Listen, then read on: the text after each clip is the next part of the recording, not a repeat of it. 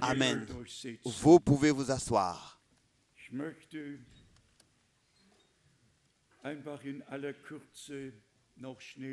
Je voudrais encore rapidement remettre les salutations. Le frère John de Bucarest remet des salutations. Et là aussi, nous avons une requête. Il y a un frère qui a le cancer. Nous allons aussi penser à lui dans la prière. Nous avons un maître du frère Gaïevski.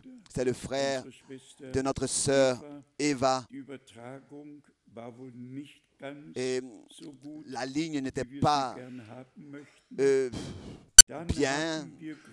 Ils n'ont pas pu bien suivre. Nous avons aussi notre frère Thomas et notre sœur Lydia. Salutations de la Suisse. Ensuite de Félix d'Atlanta, de Joseph d'Atlanta. Nous avons des salutations d'une sœur Agnès qui nous a écoutés et qui a été bénie. Des salutations du frère Pino David, des salutations du frère Lukram. C'est l'homme qui m'a accompagné lors du dernier voyage au Cambodge et à Lahore. Il remet particulièrement ses salutations. Ensuite, les salutations de la Finlande. Et oui, simplement encore des salutations de tous ceux qui nous aiment dans le Seigneur et qui sont liés avec nous et qui croient que avec véracité, nous portons le message du Seigneur. Jusqu'à aujourd'hui, dans ces 47 ans, nous n'avons pas eu besoin de changer une unique prédication ou bien corriger quoi que ce soit. Nous avons prêché la parole véritable de Dieu qui demeure éternellement. Peut-être que cette remarque a sa place ici. Ce qui nous diffère de tous les autres, c'est la chose suivante. Beaucoup se réfèrent à frère Branham en tant que le prophète et ne prennent même pas attention à ce qui est écrit dans la parole prophétique. Nous avons trouvé la grâce devant Dieu et auprès de Dieu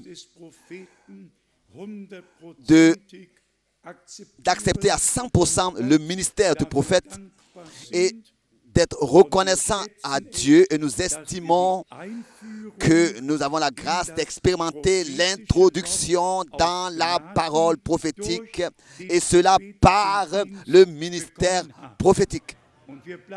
Et nous ne restons pas au prophète. Nous avons suivi le Seigneur.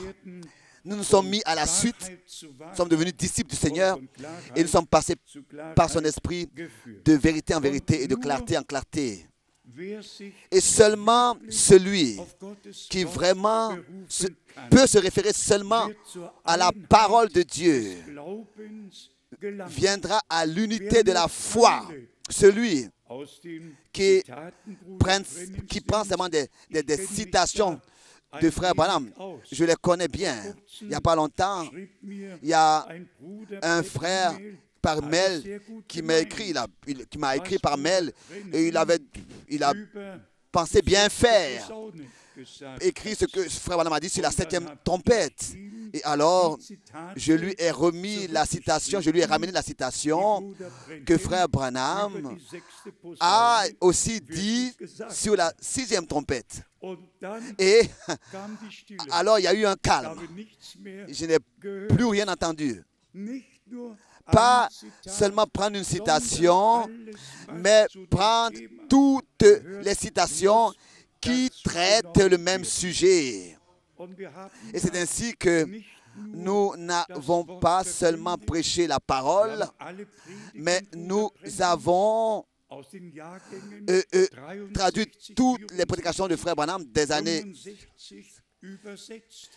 des fins de l'année 60, elles sont tous à votre disposition, 60, 75 jusqu'à 65, et tous peuvent s'approfondir dans ces prédications et recevoir l'enseignement qui est transmis. C'est ainsi que nous pouvons dire que dans la prédication, nous avons conservé une balance, un équilibre depuis le commencement, et Dieu nous conservera cet équilibre jusqu'à ce que nous passions de la foi à la vue.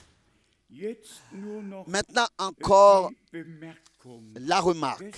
Hier, dans l'offrande, il y a eu une enveloppe avec le mot Haïti.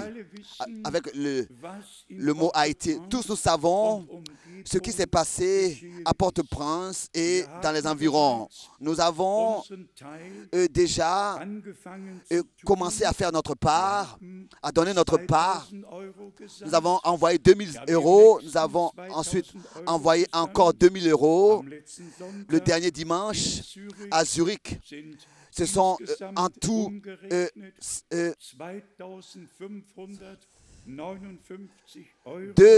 2549 € qui ont été donnés, et nous enverrons cela aussi à des frères que nous connaissons, que le frère Gilbert connaît, que le frère Didier connaît, que le frère Tati connaît. Nous n'allons pas comme ça envoyer cela comme un arrosoir, mais nous allons envoyer cela vraiment à nos frères et à nos sœurs que nous connaissons, qui sont dans de grands problèmes. Si quelqu'un a dans le cœur, Dieu voulant, et si nous voyons encore le mois de mars, ou bien alors aujourd'hui, mais cela doit être dit exactement. Il faut que quand vous donnez l'offrande, ce soit écrit là-dessus Haïti, pour que nous puissions savoir où est-ce que nous devons mettre quoi. Et je voudrais aussi peut-être déjà en mars aussi entreprendre un voyage là-bas pour ainsi consoler nos frères et nos sœurs, et moi-même un peu me faire une image de la situation. Dieu voulant. Maintenant en février, aussi Dieu voulant, déjà au week-end qui arrive, je serai dans 6 villes au Pakistan, en commençant avec Karachi, et la fin sera par Lahore encore, et par d'autres villes jusqu'à Islamabad et Rawalpindi. Et pensez à moi dans vos prières. Hier, j'ai fait mention rapidement aux portes ouvertes et aux cœurs ouverts que Dieu aussi, dans le fin fond de l'Est, a accordé partout où j'étais pour la première fois. La réception était conduite par Dieu, et on ressentait exactement est-ce qu'on est reçu, bien reçu, donc accepté, ou bien est-ce qu'on est supporté. Et que Dieu le Seigneur puisse produire l'effet, que la parole du Seigneur puisse produire l'effet pour lequel elle est envoyée en cet endroit, dans toute l'Europe et dans le monde entier. Nous croyons que nous avons été privilégiés de porter le dernier message, la vérité du plein évangile, avec tout ce qui appartient au plein évangile, tout le dessein du salut de notre Dieu. Donc, prêchez tout cela, et que Dieu nous accorde sa grâce pour qu'à la fin de cette prédication qui a lieu dans le monde entier, une épouse soit appelée à sortir, soit préparée et soit trouvée sans tache, sans ride, irréprochable auprès du Seigneur. Pour cela, Dieu lui-même prendra soin. Il envoie sa parole pour nous guérir et nous accorder tout ce dont nous avons besoin, orientation et instruction, enseignement, pour que nous puissions nous tenir devant lui prêts. Aussi, dans toute la rapidité, nous voulons encore parler des choses que nous avons mentionnées hier soir ici de ces nouvelles d'Israël avec le titre « Vatican exige ». La salle du dernier souper.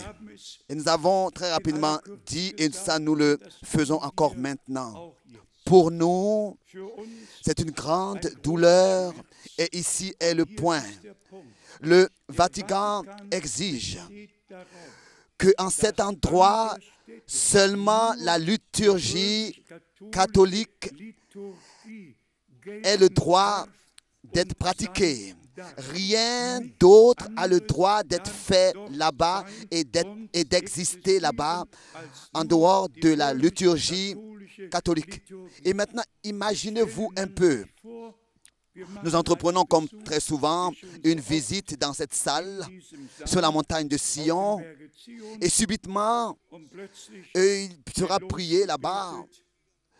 Sainte Mère Marie de Dieu.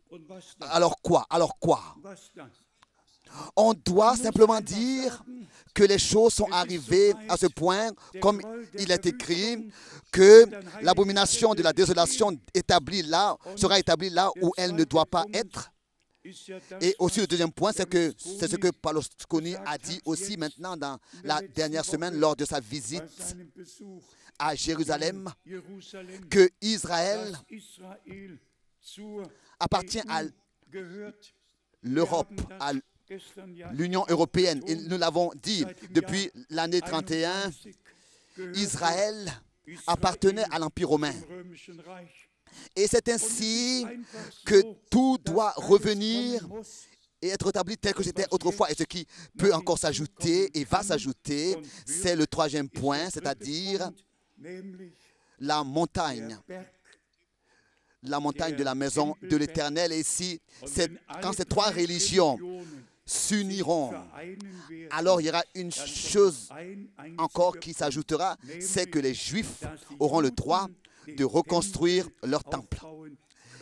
Et alors s'accomplira ce qui est écrit dans 2 Thessaloniciens au chapitre 2, que l'homme de péché, l'homme impie, s'assiera dans le temple de Dieu et que le Seigneur, du souffle de sa bouche, le frappera. Tout est en train de prendre forme, est en préparation déjà, et aussi en ce qui concerne ces choses, j'espère que nous le voyons. Nous sommes arrivés dans la dernière phase, qui est en relation avec Israël et donc avec Jérusalem et Rome. Et qu'est-ce qu'on devrait encore dire là-dessus? Simplement insister en disant que quand vous verrez que tout cela s'accomplit, levez vos têtes, car vous savez que votre rédemption est proche. Aussi, ce long discours du pape dans la synagogue des Juifs à Rome, je lis simplement un passage, seulement quelques phrases. Les puissances du Troisième Reich voulaient détruire le peuple juif dans toute son entièreté, donc complètement. Pour finir, ils soient empêchés de monter et que aussi ce peuple soit détruit et son Dieu, qui autrefois avait appelé Abraham et qui avait parlé sur la montagne de Sinaï et qui avait établi et qui a établi les frontières des hommes sur terre et leur droit de vivre. Et ensuite, il y a quelque chose de particulier qui suit. Comment est-ce que je peux rappeler la mémoire des Juifs romains qui, d'une manière cruelle, ont été pris de leur maison, amenés à Auschwitz et mis à mort là-bas. Ce que ce pape n'a pas dit dans son discours, c'est que Pie XII a regardé de la fenêtre à cette époque, en juillet 1944, alors que les derniers Juifs de Rome ont été transportés. Et ce que ce pape dans son discours maintenant n'a pas dit, c'est qu'à l'époque l'Église catholique avait persécuté les Juifs pendant 1000 ans. Depuis la première croisade, 1095 jusqu'à 1292, 22 millions de Juifs ont été mis à mort. Ça n'avait pas d'importance qui est-ce qu'ils étaient. Et ce qu'il n'a pas dit, c'est que Hitler, Himmler et Streicheltröbel, tous ces gens étaient des catholiques purs. Et il y a beaucoup de choses qu'il n'a pas dit. Il a, comme pour dire, séduit les Juifs et les a attirés à sa suite. Mais, bien-aimés frères et sœurs, nous sommes remplis de douleur. Nous ne portons pas un jugement. Et il est encore écrit dans 2 Corinthiens, au chapitre 3, que le voile est sur eux et que c'est seulement en Jésus-Christ qu'il sera ôté. Et ensuite, nous sommes de nouveau à cette expression merveilleuse, la grâce. Le frère Kupfer m'a mis une parole dans le cœur d'Éphésiens chapitre 2. Éphésiens chapitre 2. Ici, il est écrit au verset 8. Éphésiens chapitre 2, au verset 8. Car c'est par la grâce que vous êtes sauvés, par le moyen de la foi. Et cela ne vient pas de vous. C'est le don de Dieu. C'est le don de Dieu. Il y a quelques années ou bien quelques mois, nous avons ici lu ce verset où Paul avait, n'est-ce pas, commencé ses épîtres et terminé toutes ses épîtres avec le mot grâce et miséricorde, paix, et avait souhaité la bénédiction de la grâce. Tout est grâce. Et de ce que nous ayons la possibilité de croire, comme le disent les Écritures, pas seulement de croire, mais de croire comme le disent les Écritures. Ça, c'est la grâce. Et d'accepter la parole. Ça, c'est la grâce de Dieu. Et aussi, encore cela peut-être, mais seulement pour orientation. Parce que, justement, que cela ait sa place ici, jugez-vous vous-même. Mais il s'agit de la messe apportée en latin jusqu'à l'année 65, dans toutes les messes catholiques, à chaque vendredi de Pâques a été faite en latin, dans laquelle les Juifs ont été désignés comme criminels, comme ceux qui ont tué Christ, et en tant que des gens pour qui on doit prier pour que Dieu leur ouvre les yeux. Ils ont simplement, comme ça, mis le peuple d'Israël de côté et ils ont dit, l'Église est l'Israël spirituel. Et nous remarquons que ce pape-là est l'homme qui veut de nouveau réinstituer la messe en latin et qui, de nouveau encore, pour dire, veut encore mettre dans la bouche de tous ceux-là qui, le vendredi de Pâques, ouvrent leur bouche. Il veut encore mettre toutes ces pensées-là contre les Juifs. Et nous voyons que tout est en train de se manifester en compromis. Et nous sommes en train d'observer ces choses. Nous n'avons pas la possibilité de changer quoi que ce soit. Mais que Dieu soit remercié qui nous a ouvert les yeux. Et que réellement, dans toutes ces choses, nous avons la grâce de voir clairement. Les accusations disant que les Juifs ont tué Christ, ce n'est pas vrai. Les Juifs l'ont condamné. Nous ne voulons pas que celui-ci règne sur nous. Mais ce sont 4 soldats romains qui l'ont crucifié. Et dans les Saintes Écritures, vous pouvez le lire. Actes des Apôtres, chapitre 2. Actes des Apôtres, chapitre 2, il est écrit. Et jusqu'aujourd'hui, encore, les Juifs sont le peuple de la loi. Et tous les autres peuples sont ceux qui sont sans la loi. Sans la loi. Donc, les impies. Actes des Apôtres, chapitre 2, au verset 22 jusqu'au verset 24, il est écrit: Hommes israélites, écoutez ces paroles. Jésus de Nazareth, cet homme à qui Dieu a rendu témoignage devant vous par les miracles, les prodiges et les signes.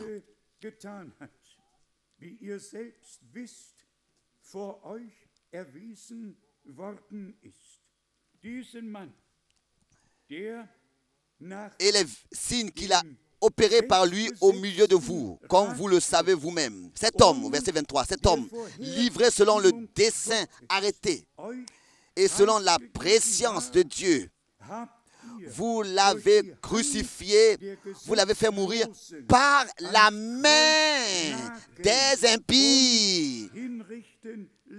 Par la main des impies, par la main de ceux qui sont sans la loi, en allemand. Au verset 24, Dieu l'a ressuscité en le délivrant des liens de la mort, parce qu'il n'était pas possible qu'il soit retenu par elle. Dans Actes des Apôtres, le chapitre 3, à partir du verset 13, Actes des Apôtres, chapitre 3, verset 13. Le Dieu d'Abraham, d'Isaac et de Jacob, le Dieu de nos pères, a glorifié son serviteur Jésus, que vous avez livré et renié devant Pilate, qui était d'avis qu'on le relâche. Vous pouvez le lire jusqu'au verset 15. Et si ensuite nous allons à Jean chapitre 19, à partir du verset 23, ici nous avons le contexte exact. Jean 19, verset 23.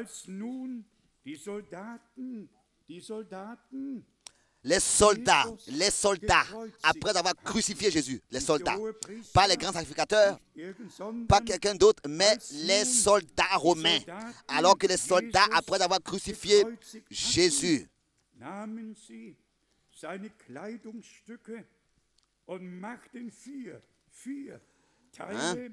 et ils en firent 4 parts, une pour chaque soldat. Ils prirent aussi sa tunique qui était sans couture, d'un seul tissu depuis le haut jusqu'en bas. Et ils dirent entre eux. C'est vraiment merveilleux de ce que tout soit écrit. Et nous pouvons, en ce qui concerne tout ce que les papes ont dit sur les Juifs, nous le savons. Nous pourrons ici le dire. Et cela peut être dit à chaque fois, que ce soit Irénéus, que ce soit Augustin, que ce soit Athanasius, qui que ce soit de ces pères de l'Église. Tous haïssaient les Juifs. Tous ont maudit les Juifs, les ont condamnés, les traités, les ont désignés de cochons et de toutes sortes de noms. Et c'est-à-dire dans le temps, dans l'époque justement, alors qu'ils étaient en train, c'était justement ces gens-là qui étaient en train d'inventer la Trinité et de la faire devenir un dogme. Il faut que cela soit dit. Le dogme n'est pas biblique, ce n'est pas biblique du tout. Mais Revenons à ce que nous avons considéré hier. Dieu a un chemin avec l'Église. Et il ne peut pas non plus, il n'est pas venu pour sauver une nation. Il est venu pour sauver tous ceux qui croiraient, qui croient, que ce soit d'Israël ou alors aussi des nations. Lisons ici dans Romains,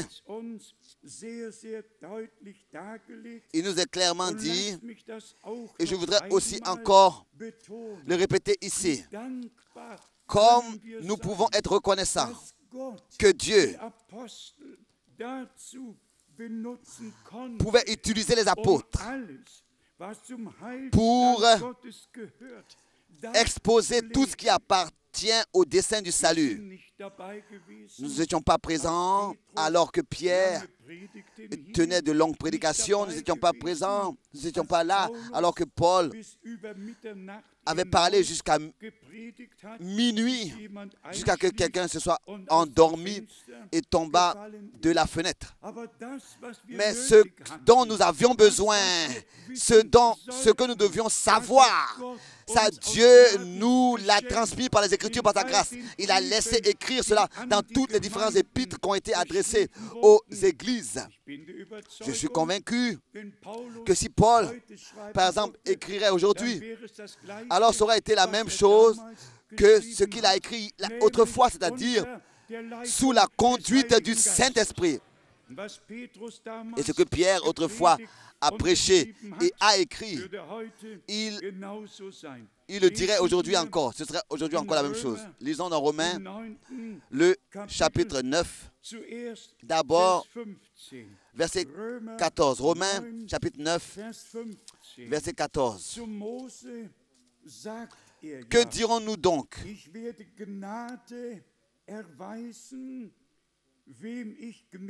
Y a-t-il en Dieu de l'injustice? Loin de là. Au verset 15, pardon. En français, verset 15. Car il dit à Moïse, verset 15, je ferai miséricorde à qui je fais miséricorde et j'aurai compassion de qui j'ai compassion. Donc, de Exode chapitre 33, cet homme de Dieu, dans le Nouveau Testament, fait mention de Exode chapitre 33 et répète ici ce que Dieu disait autrefois.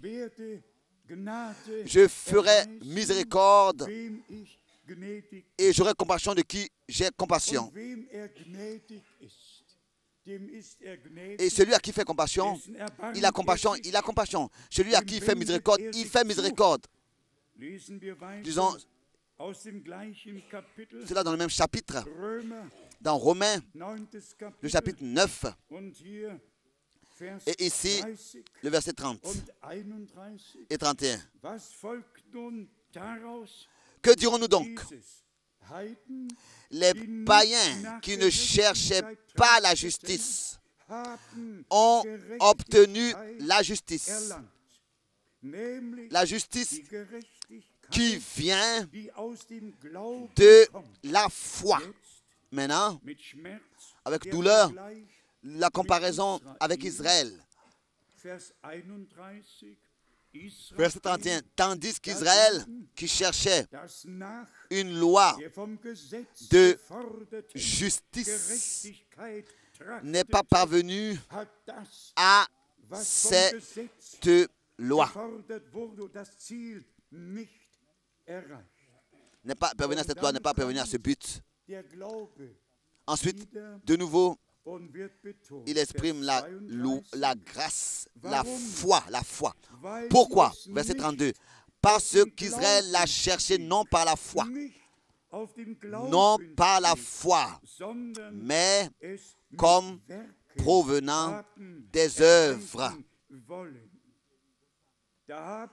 Ils se sont heurtés contre la pierre d'achoppement.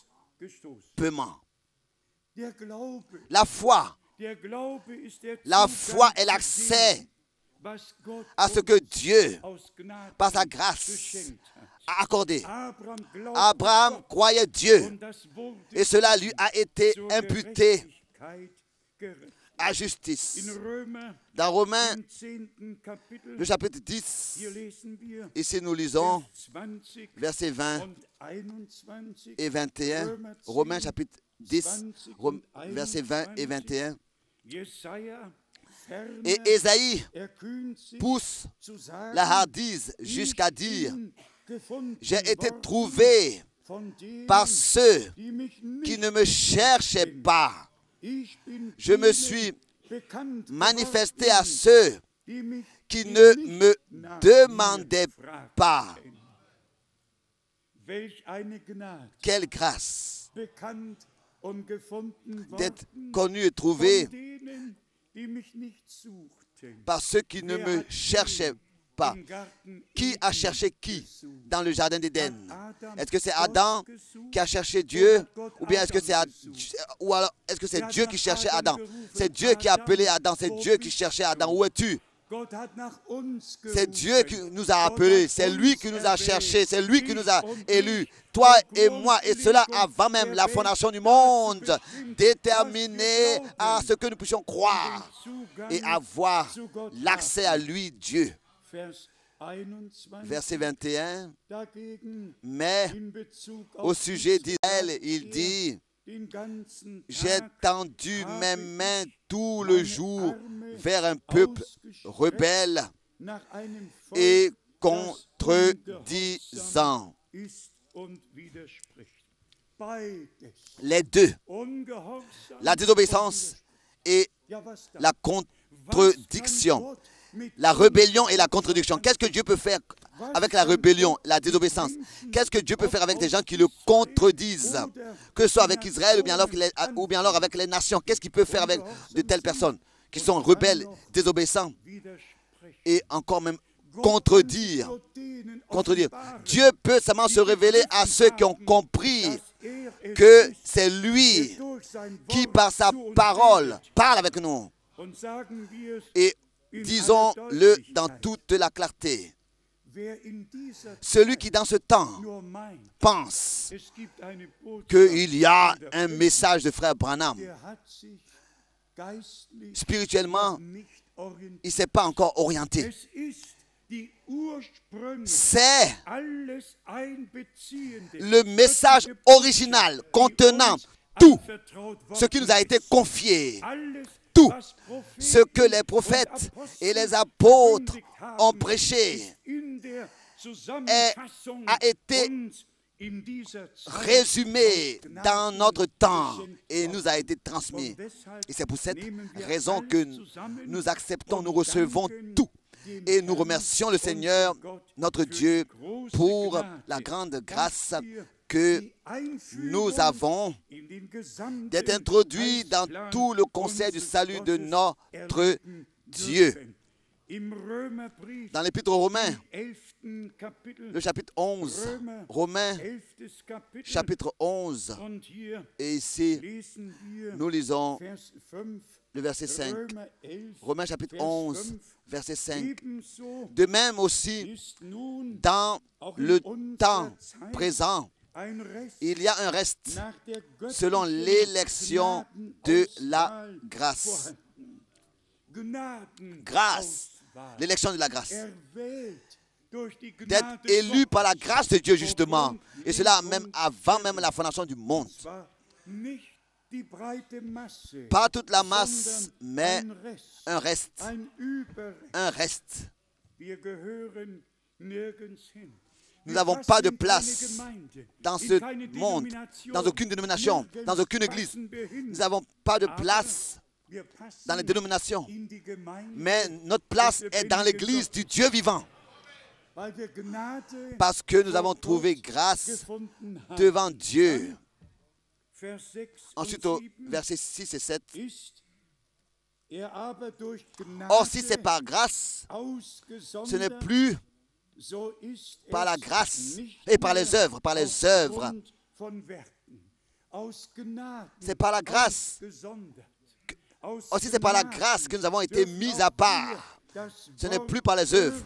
C'est par la grâce que nous pouvons écouter la parole et nous laisser séparer, mettre à part, selon la parole de l'Écriture. Vous, mon Dieu, vous, mon peuple, mettez-vous à part, séparez-vous. Ici en allemand, c'est écrit, or si c'est par grâce que nous avons été mis à part, ce n'est plus donc par les œuvres.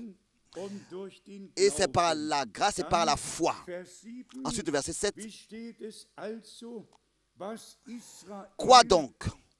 Ce qu'Israël cherche, il ne l'a pas obtenu. Écoutez bien, s'il vous plaît.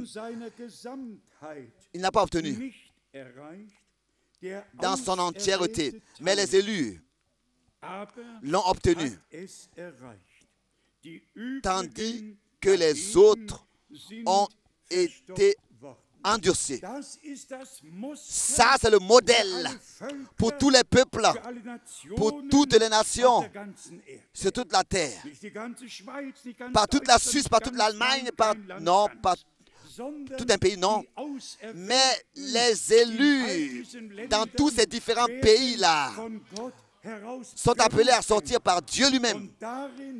Et c'est en cela que la grâce de notre Dieu est manifestée, que tous les autres ne peuvent même pas comprendre, si ce n'est qu'ils ont reçu cette grâce.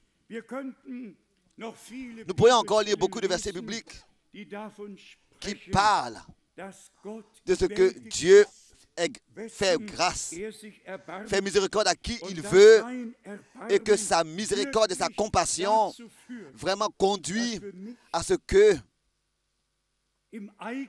nous ne restions pas dans nos propres œuvres, dans nos propres affaires, mais que nous soyons conduits dans ce que Dieu a préparé pour nous. Et ensuite, il ouvre aussi l'intelligence pour les Écritures. Nous pourrions et nous voulons aujourd'hui encore une fois tourner un regard à hier et lire quelques versets bibliques, c'est-à-dire aussi seulement à cause de ce que nous voulons nous représenter devant les yeux, que pour Dieu il s'agit de ce que son Église et son peuple, dans l'harmonie, puissent vivre. Dans le couple, dans la famille, dans le domaine terrestre et dans le domaine spirituel. Dans l'Ancien Testament, Dieu était très dur, vraiment très dur. Et toutes sortes de chapitres peuvent être lus en ce qu'il a dit et exprimé en jugement et condamnation, et même les choses pour lesquelles même il a introduit la condamnation à mort. Dieu a, pour une seule raison, annoncé la condamnation de mort, parce qu'il ne voulait pas que quelqu'un serait coupable et devrait justement souffrir la mort. Dieu est un bon Dieu. Il a dit, il voulait justement épargner toute l'humanité, et particulièrement son peuple, de la mort. Mais de nouveau, nous sommes arrivés dans ce point, seulement celui qui croit Dieu et qui se soumet à sa parole et qui la met en pratique, qui met en pratique ce que Dieu exige et a exigé, c'est celui-là qui sera béni par Dieu. Je lis encore quelques versets dans Lévitique, chapitre 19. Lévitique, chapitre 19, verset 19. Vous observez mes lois. Vous observerez mes lois. Tu n'accoupleras point des bestiaux de deux espèces différentes. Tu n'ensemenceras point ton champ de deux espèces de semences. Et tu ne porteras pas un vêtement tissé de deux espèces de fils.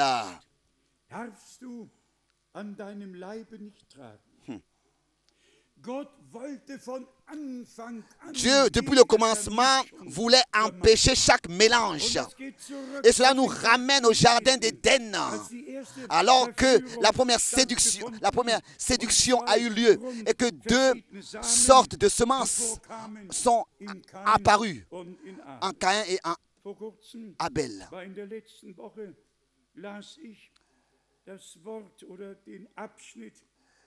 La dernière fois, j'étais en train de lire de quelqu'un de connu qui donne en Suisse, qui écrit des brochures.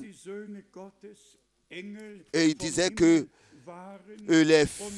du temps de Noé, c'était des anges sur terre, etc. Et il est écrit dans ma Bible que dans la résurrection, nous serons semblables aux anges et que nous ne nous marierons plus et nous marions plus, etc. Je pense à lui écrire et j'ai entendu cette parole, ça ne servira à rien. Des personnes écrivent et disent ce qu'ils veulent, disant que du temps de Noé, ces fils de Dieu, c'étaient les anges. Non, nous repartons la parole de Dieu et comprenons qu'il y a eu deux lignes depuis le commencement, deux lignées, les uns de Caïn et les autres de Seth. Les autres c'était des enfants d'hommes et les autres c'était des fils de Dieu. Et ensuite vint le mélange et Dieu a décidé que la fin de toute chair vienne. Repartons à Lévitique chapitre 20. Ici, à partir du verset 7, il est écrit, Lévitique 20, verset 7. Vous vous sanctifierez et vous serez saints, car je suis l'Éternel, votre Dieu. Vous observerez mes lois et vous les mettrez en pratique. Je suis l'Éternel qui vous sanctifie. Ensuite, suit donc la liste de tous les cas. Au verset 9, si un homme quelconque maudit son père ou sa mère, au verset 10 déjà, si un homme commet un adultère avec une femme mariée, condamnation à mort, puni de mort, au verset 11. Tout cela sont punis de mort. Tout partout, à partir du verset 9, partout, punis de mort, punis de mort, punis de mort. Mais si Dieu fait grâce à son peuple, alors on ne transgressera pas ces choses, on ne commettra pas adultère, on ne fera pas ces choses justement. Je vous pose la question, est-ce que c'est difficile pour nous de mettre en pratique ces paroles-là, de les vivre? Non, pas du tout. Non. Pourquoi? Mais Dieu voulait, comme je l'ai déjà dit, il a exprimé la condamnation de mort pour que personne ne se rende coupable de ses péchés. C'est pour cette raison qu'il a annoncé déjà à l'avance la punition que cela commettrait. Si ces lois-là sont transgressées, cette personne devra souffrir la mort. Mais qu'est-ce que Dieu voulait en disant cela? Il voulait que les familles et que le couple, que tous puissent vivre en paix, dans l'harmonie, dans l'union, et qu'il n'y ait pas de querelles et de désunion et de désordre. C'est pour cette raison qu'il a transcrit toutes ces lois. Et dans le Nouveau Testament, nous pouvons vivre ces choses, vivre cela. Pourquoi? Repartons à Romains, le chapitre 13.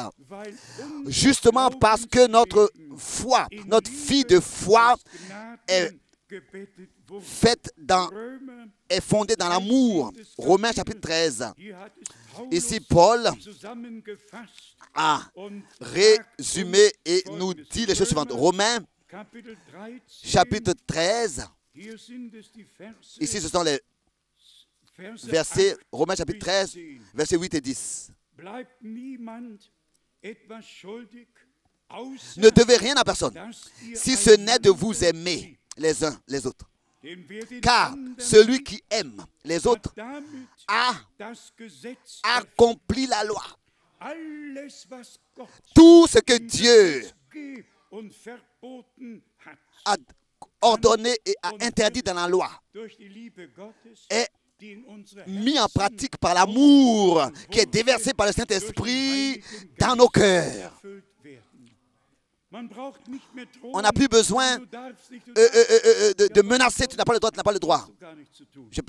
Pourquoi? Je n'ai même pas besoin de faire quoi que ce soit. Ensuite, ici, il est écrit au verset 9, en effet, les commandements, tu ne commettras point d'adultère, tu ne tueras point, tu ne déroberas point, tu ne convoiteras point.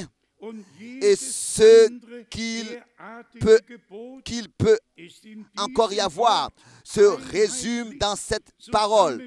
Tu aimeras ton prochain comme toi-même.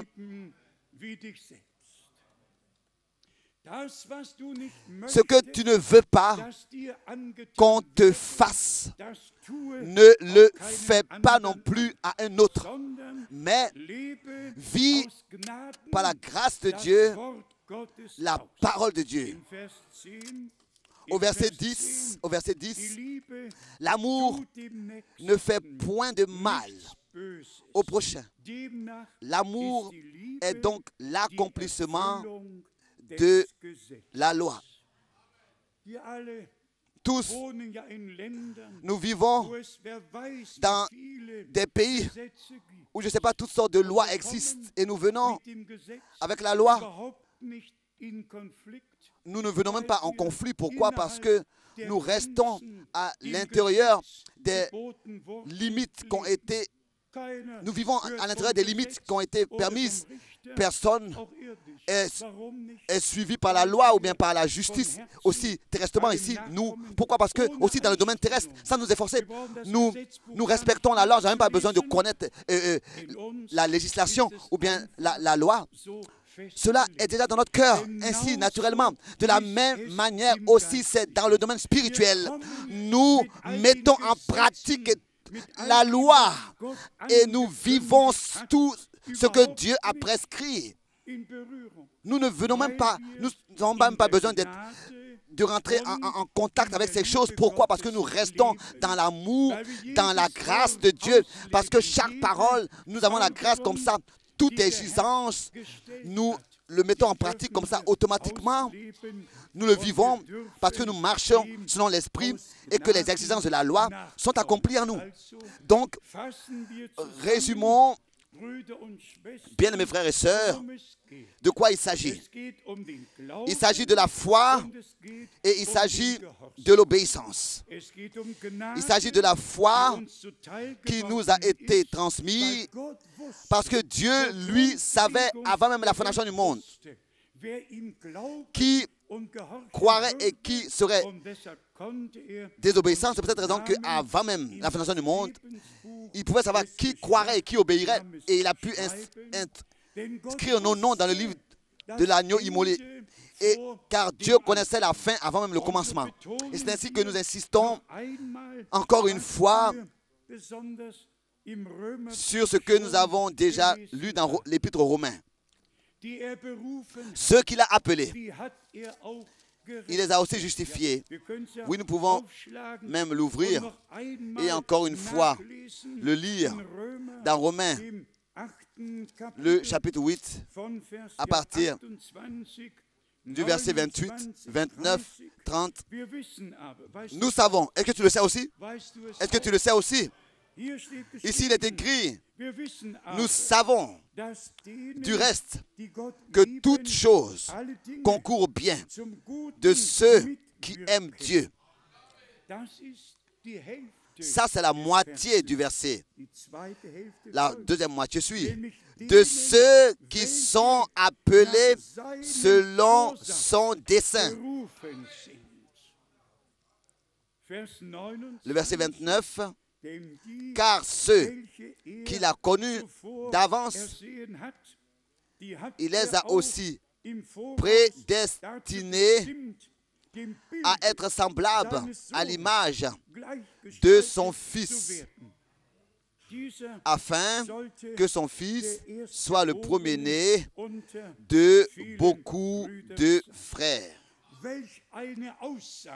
Oh, quelle parole merveilleuse! Quelle parole de poids! Si nous allons dans Romains, dans Jean 20, verset 26, je vais à mon Père et vers votre Père, vers mon Dieu et vers votre Dieu. Ça, c'est une chose sur laquelle peut-être nous pourrions comme ça ne pas considérer. Mais moi, je ne le fais pas. Mais beaucoup ne considèrent même pas cette parole. Mais si, par exemple, nous lisons que lui, notre Rédempteur, il est le premier-né, né par l'Esprit, qu'il est mort pour nous sur la croix à Golgotha, le premier-né entre plusieurs frères. Alors nous devons simplement dire que nous sommes de la race divine. Nous sommes nés de Dieu pour une espérance vivante. Et aussi certain que notre Seigneur, en tant que Fils de Dieu, a été manifesté dans la chair et pour pouvoir accomplir la rédemption.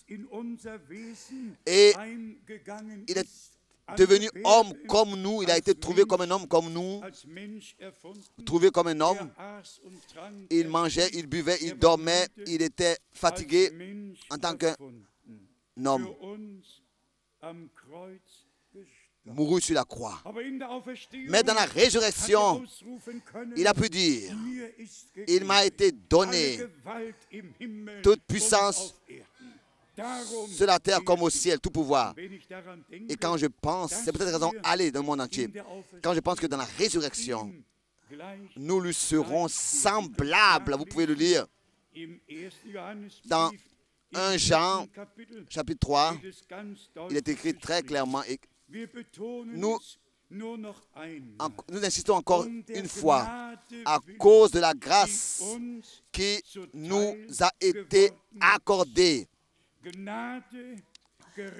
la grâce d'être sauvé, la grâce de croire, la grâce de ne pas contredire Dieu et de ne pas être rebelle à Dieu, mais d'accepter ce qu'il a à nous dire.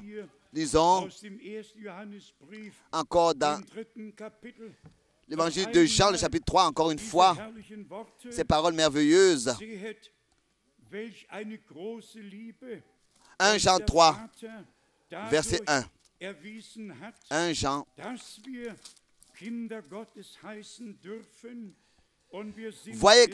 Voyez quel amour le Père nous a témoigné pour que nous soyons appelés enfants de Dieu. Et nous le sommes. Si le monde ne nous connaît pas, c'est qu'il ne l'a pas connu. Ne cherchons pas d'être connus dans ce monde. Nous ne serons pas compris de qui que ce soit et connus de qui que ce soit et reconnus. Seulement reconnu par Dieu qui nous a connus et nous l'avons aussi connu. Bien-aimés, nous sommes maintenant enfants de Dieu et ce que nous serons n'a pas encore été manifesté. Mais nous savons que lorsqu'il paraîtra, nous serons semblables à lui parce que nous le verrons tel qu'il est.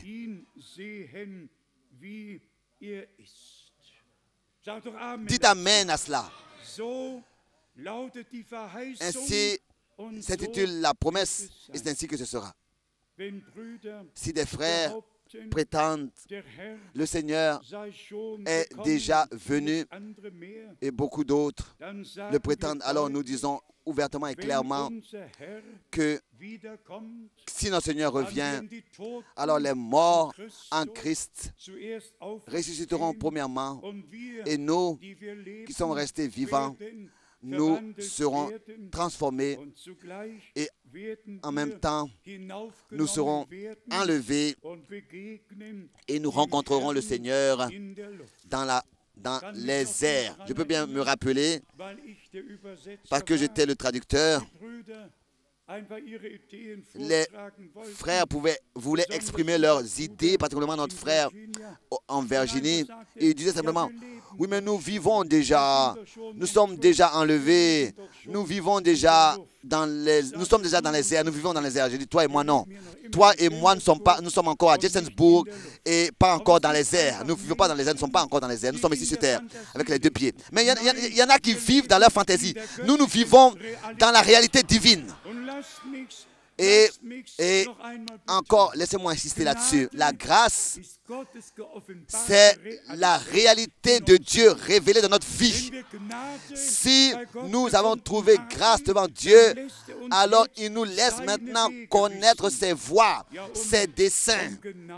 Et pour être exact, ses desseins, ses voies au singulier, sa voie, son chemin au singulier avec l'Église. Et il dit, ceci est le chemin, marchez-y. On peut le lire dans le prophète Jérémie, chapitre 6, et dans d'autres versets, je crois au verset 16. À chaque fois, il faut que cela soit dit de nouveau. Celui qui, dans ce temps, est croyant de manière biblique et a trouvé grâce auprès de Dieu, il croit ce qui est écrit dans Malachie 4, verset 5. Il croit ce qui est écrit dans Matthieu. Il croit ce qui est écrit dans Marc 9, verset 12. Il croit ce qui est écrit dans Matthieu 17, verset 11. Et celui qui ne peut pas croire de la plénitude de son cœur, avec la conviction, tel que le disent les Écritures, Dieu peut parler seulement à des hommes qui croient et qui sont obéissants. Et si nous avons trouvé vraiment grâce devant lui, nous croirons aussi à l'accomplissement du ministère d'Élie, le prophète. Et tous ceux qui ont des difficultés avec notre Seigneur, je voudrais encore lire la parole de 1 Jean 5, à partir du verset 18, il est écrit, 1 Jean, le chapitre 5, verset 18, nous savons que quiconque est né de Dieu, nous avons déjà traité cette parole, nous allons encore sûrement le faire par écrit. Dans 1 Jean 5, verset 18, il y a dans les deux langues, en hébreu et aussi en grec, seulement qu'une seule parole pour engendrer et naître. Engendrer et né, qu'une seule parole. Quand ça concerne l'homme, il faut qu'on traduise par engendrer. Quand ça concerne la femme, il faut qu'on dise naître. Il faut qu'on traduise par naître. Car il s'agit de l'enfant engendré qui doit naître. Mais maintenant, sans expliquer quoi que ce soit, ici, lisons à partir du verset 18 encore une fois, entièrement. Nous savons que quiconque est engendré de Dieu, vous pouvez prendre d'autres écritures ou bien d'autres traductions, il peut être écrit aussi, né de Dieu. Toutes les écritures, que ce soit dans l'évangile de Jean ou bien dans l'épître de Jean, sont écrites soit par engendré ou bien par né.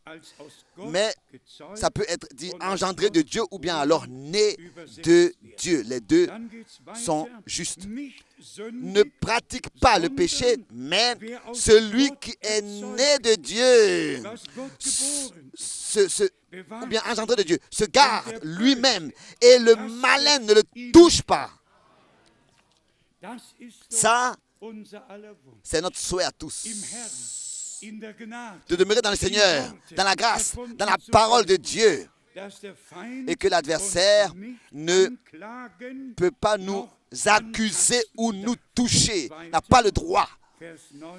Ensuite, au verset 19, nous savons que nous sommes de Dieu et que le monde entier est sous la puissance du malin. Tout le monde, et aussi le monde religieux. Tout est dans le malin. Beaucoup de religions et ensuite leurs propres interprétations. Ici, nous avons la confirmation que Dieu peut que se révéler aux siens. Le monde entier est sous la puissance du malin, est sous l'influence du diable, du malin. Mais l'Église du Dieu vivant est sous l'influence de Dieu, sous l'influence de la parole et de l'Esprit de Dieu. Verset 20, nous savons aussi que le Fils de Dieu est venu et qu'il nous a donné l'intelligence pour connaître le véritable. Et nous sommes dans le véritable, en son Fils, Jésus-Christ. C'est lui qui est le Dieu véritable et la vie éternelle. Simplement merveilleux quand nous considérons la plénitude de la parole et que nous la recevons en nous. Encore une fois, que cela soit dit, alors que Dieu avait donné à son peuple d'Israël la loi. Si tu fais ceci et cela, et tu fais ceci et cela, tu es coupable de mort. Vous pouvez tous le lire. Même si des hommes et des hommes avaient une relation, ils devaient être punis de mort, punis à mort. Tout ce qui a dérangé l'ordre de Dieu devait être puni de mort. Ouais, donc puni de mort, ôté de la vie. Mais Dieu ne voulait pas qu'un unique souffre la punition de mort, la condamnation de mort. Dieu voulait que tous respectent sa parole dans l'ordre, vivre et laisser vivre, ne pas déranger et ne pas être dérangé. Dieu voulait l'harmonie divine dans sa création. Et rapidement, qu'est-ce qui en est de l'Église alors? Dieu veut aussi une harmonie sainte dans l'Église de Jésus-Christ. Dans ce temps, est-ce que nous trouvons tous notre place par la grâce de Dieu dans notre Seigneur? Que nous soyons unis cœur par cœur, dans le cœur de Dieu se reposer et trouver la paix. Et que à Dieu notre Seigneur, que nous puissions aimer notre Dieu le Seigneur et vivre sa parole, et que nous puissions nous aimer les uns les autres comme il nous a aimés et être prêts à laisser notre vie pour les frères.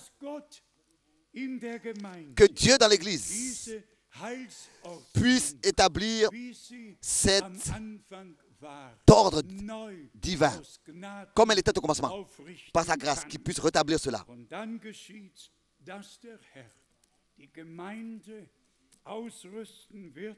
Et que l'Église soit revêtue de la puissance d'en haut. Soyons sincères. Nous avons la parole révélée qui nous a été confiée.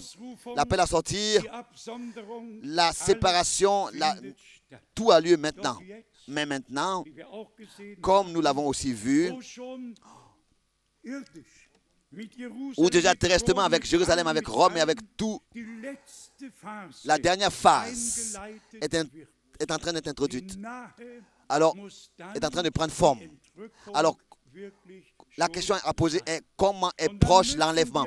Et nous devons aussi, par la grâce de Dieu, revenir au Seigneur. Par la grâce de Dieu, revenir, nous retrouver les uns les autres. Et que tout ce qui nous a séparés, nous a désunis, puisse être ôté du milieu de nous. Et que nous puissions trouver de la compréhension les uns pour les autres. Et que le Seigneur puisse, de la puissance d'en haut, nous revêtir. Car c'est ainsi que c'est écrit, et c'est ainsi que c'était aussi avec tous les serviteurs de Dieu, tel que le Seigneur l'a dit. Sans moi, vous ne pouvez rien faire. Aucun apôtre, aucun prophète pouvait de lui-même faire quelque chose. Même si nous pouvons nous rappeler au ministère puissant de Frère Branham, lui-même a fait que croire. C'est Dieu qui a guéri. C'est Dieu qui a sauvé. Une fois, il y a un homme qui lui a dit, tu te fais passer pour un guérisseur, Il a dit un moment, s'il te plaît, ça je ne l'ai jamais fait. Mais si toi, tu crois, et bien si toi tu prêches, est-ce que si toi tu prêches le salut de l'âme, est-ce que tu es un sauveur? Et si tu prêches la guérison du corps, est-ce que tu es un guérisseur? Ou bien est-ce que c'est Jésus-Christ qui est les deux, le Sauveur et celui qui guérit? Et c'est ainsi que nous sommes simplement reconnaissants à Dieu pour la sobriété. Et notre Seigneur disait, sans moi, vous ne pouvez rien faire. Et c'est peut-être raison qu'il puisse trouver et accorder sa grâce. Je suis convaincu que rapidement, bientôt, nous allons expérimenter de grandes choses avec Dieu. Il nous conduit de tous les peuples, les langues et les nations ensemble. Il nous réunit, il nous rassemble pour manifester sa puissance, sa gloire et ainsi accomplir les dernières promesses et nous couronner de grâce et de miséricorde. À la fin de la prédication du dernier message, l'épouse Église sera lavée dans le sang de l'agneau et elle sera parfaite. Ce ne sont pas des œuvres sur lesquelles nous pourrions donc nous imaginer d'être quoi que ce soit, mais je loue la grâce merveilleuse qui m'a sauvé, moi pécheur, qui m'a trouvé moi pécheur. Tout est par la grâce de Dieu et encore une fois la grâce de Dieu. Le Seigneur, le Dieu Tout-Puissant, qu'il bénisse son peuple dans toutes les langues, dans toutes les nations, et qu'il nous accorde le temps de sa visitation. Comme nous l'avons lu, au commencement, il y avait un reste. À la fin, il y a aussi un reste. Et la partie élue forme ce reste. Et nous avons la grâce d'appartenir à ce reste. Remercions Dieu aujourd'hui pour la grâce, pour l'élection, pour tout ce qu'il nous a accordé. Nous avons assez de raisons et assez de raisons, oui, de louer et remercier le Seigneur de tout notre cœur. Nos têtes, courbons nos têtes devant le Dieu du ciel qui a parlé avec nous. Et nous sommes maintenant devant lui, il est devant chacun et nous avons à répondre à cette question. Est-ce que nous sommes prêts à le croire? Lui qui nous a révélé sa parole, descendant fraîchement de son trône. Et bien, mes frères et sœurs, c'est devenu une réalité. Chaque parole qui est prêchée est révélée par le Saint-Esprit, et cela pendant la prédication à chacun individuellement par le Saint-Esprit. On n'a pas besoin de recevoir des cours particuliers. Tout est parfait.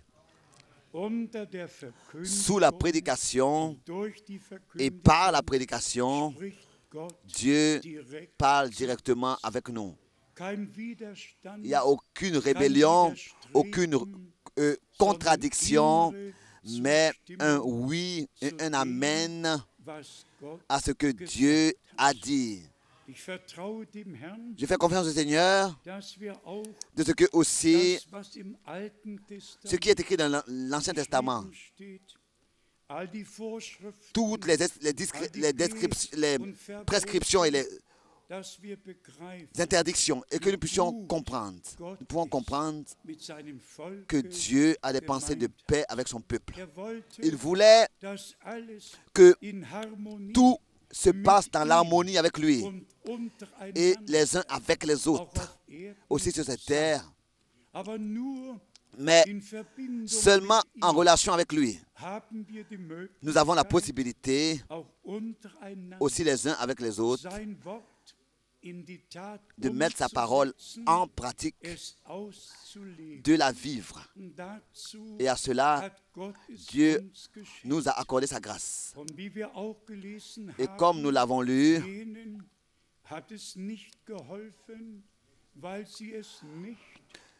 la parole ne leur a servi à rien parce qu'ils ne l'ont pas liée à la foi.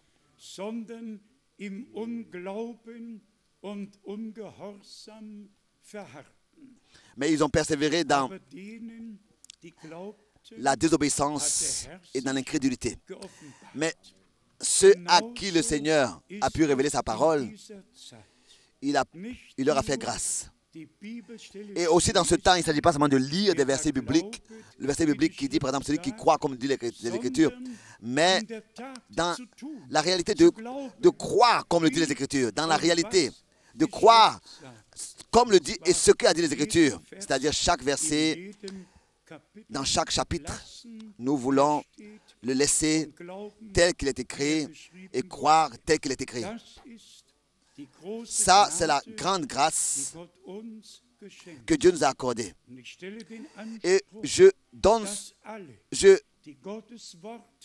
dis simplement que tous ceux, je revendique que tous ceux qui croient la parole de Dieu dans ce temps soient bénis par Dieu et qui reçoivent l'orientation et la révélation de Dieu, le Seigneur lui-même. Pas seulement celui qui prêche la parole, mais Dieu qui lui révèle sa parole et la vivifie. Dieu a toujours utilisé les bouches des hommes pour parler et pour adresser sa parole à son peuple par la prédication. Aujourd'hui, cela a lieu aussi parmi nous et dans le monde entier. Que nous transmettons la parole de Dieu, le dessein de Dieu, avec la véracité, et cela dans toute sa plénitude. Nous prêchons la parole de Dieu. Et que celui qui a des oreilles, il entende ce que l'Esprit dit à l'Église. Et seulement ceux qui croient et qui font confiance au Seigneur, ont la possibilité d'être prêts quand le Seigneur reviendra en tant qu'époux pour prendre les siens auprès de lui. Et aussi en ce qui concerne ces choses, nous avons déjà eu à parler de ça et à écrire là-dessus. Quand il s'agit de l'épouse, alors il vient en tant qu'époux.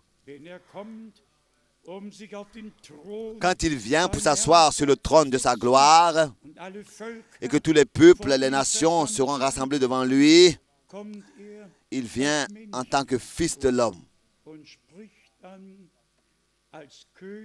et parle en tant que roi à ceux qui entreront dans la gloire. Je me réjouis sur chaque parole de Dieu, sur chaque verset, sur tout ce qui est écrit. Et tous nous remercions Dieu. Je répète encore une fois, qui nous a fait grâce, qui dans son conseil du salut, dans son dessein du salut nous a introduit la grâce de pouvoir croire, comme le dit les Écritures. Les chemins de Dieu, particulièrement ce dernier parcours du chemin avec l'Église, c'est une grande grâce. Et ce chemin-là nous conduit au but. Nous voulons maintenant les uns avec les autres, les uns pour les autres, prier et croire que Dieu, dans son Église, achèvera son œuvre.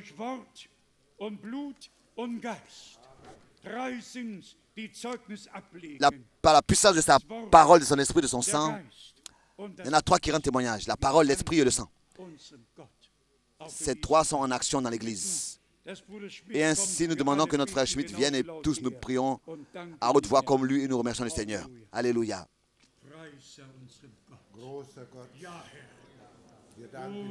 Grand Dieu, nous te remercions pour ta grâce et ta fidélité. Seigneur au ciel, tu connais mon cœur, tu connais nos cœurs, tu connais nos motifs. Nous te remercions de ce que tu m'as cherché. Nous te remercions, Seigneur Jésus, de ce qu'ensemble, tu nous as cherchés et tu nous as appelés comme tu as appelé une fois Adam. C'est ainsi que tu nous as appelés, Seigneur, Tu nous as cherchés et tu nous as trouvés. Nous te remercions pour cela, de ce que tu es le Dieu vivant, le Dieu véritable. Tu es le véritable Dieu. En dehors de toi, il n'y a personne d'autre. Seigneur, tu es notre sauveur, tu es celui qui nous a délivrés. Tu es notre avocat et tu es celui qui prépare le chemin pour nous, qui nous montre le chemin. Tu es le médiateur, tu es celui qui intercède pour nous. Oh Seigneur, avec toi nous pouvons marcher, car tu es allé devant nous déjà et nous te suivons. Bénis Seigneur, partout, dans tous les pays, dans toutes les langues, dans toutes les nations, dans toutes les maisons, dans chaque famille. Bénis. Et nous te louons pour cela, toi le Dieu Tout-Puissant et véritable. Dans le Saint nom de Jésus-Christ, notre Seigneur. Amen.